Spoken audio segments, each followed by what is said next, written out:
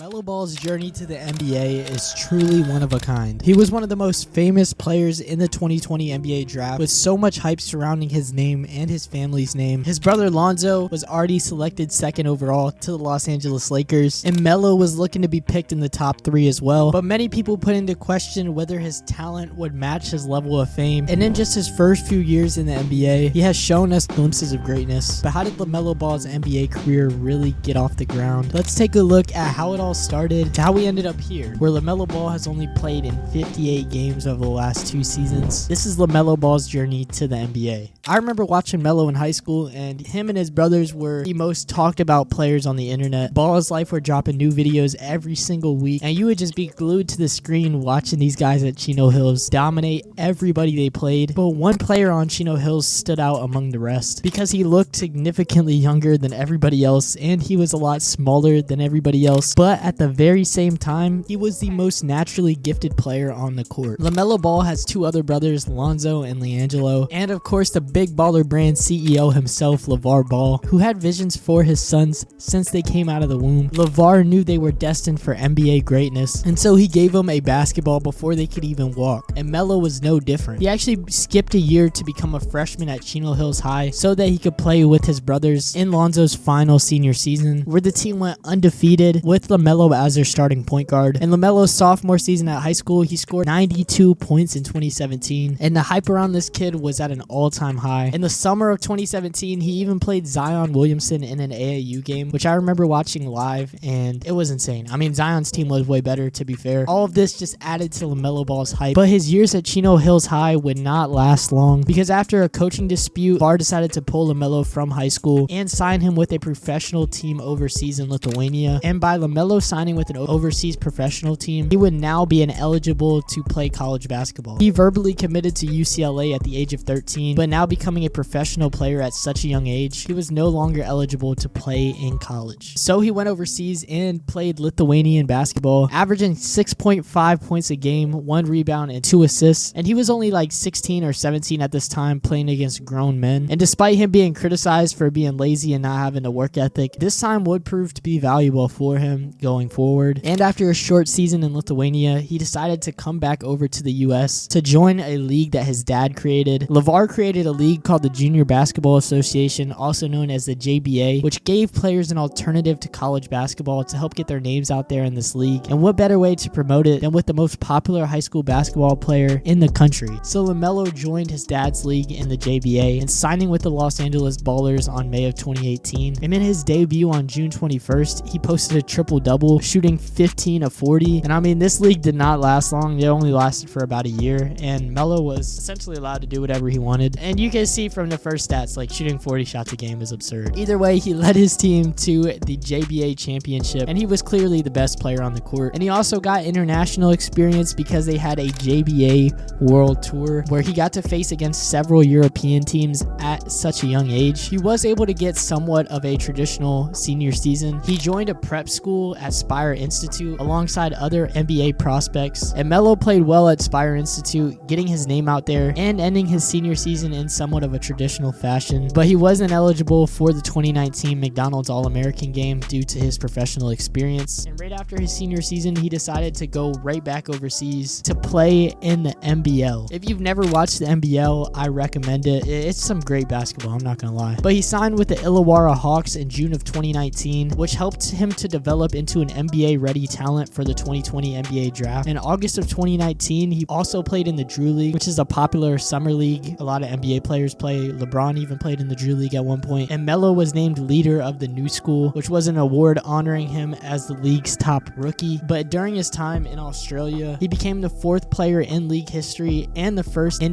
NBL history to record consecutive triple-doubles in 40-minute games. And throughout his entire season, he averaged 17 points, 7 assists, and 7.6 rebounds. And so it's safe to say he had built up his stock to this point, and his story is so unique that he was sure to stand out among the rest. And with the NBA draft coming up, he was one of the clear favorites to be selected. So first it was Anthony Edwards, then James Wiseman, and third was LaMelo Ball. Him and his brother are the first pair of brothers to be selected top 3 in the NBA draft. Like I said, I've been following them since high school, since Melo was a freshman. So it's crazy to grow up alongside of them and see see how successful they've become, and it's really inspiring. During his rookie season, he made his debut on December 23rd, 2020, going scoreless against the Cleveland Cavaliers, only grabbing 1 rebound with 3 assists and 2 steals. But despite a slower start, he would start to catch his groove. At only age 19, he became the youngest player in NBA history with a triple-double, which he got on January 9th, 2021, and he was balling out his rookie season, despite being on an underwhelming Charlotte Hornets team. And during his rookie season, he averaged 15.7 points, 6.1 assists, and 5.9 rebounds in his 51 games. He had an outstanding rookie year, and he ended up winning the Rookie of the Year award. However, his team didn't play that well. They ended the season 33-39, finishing in 10th place. And I mean, the story of the Charlotte Hornets deserves a video in itself, because the last couple years have just been...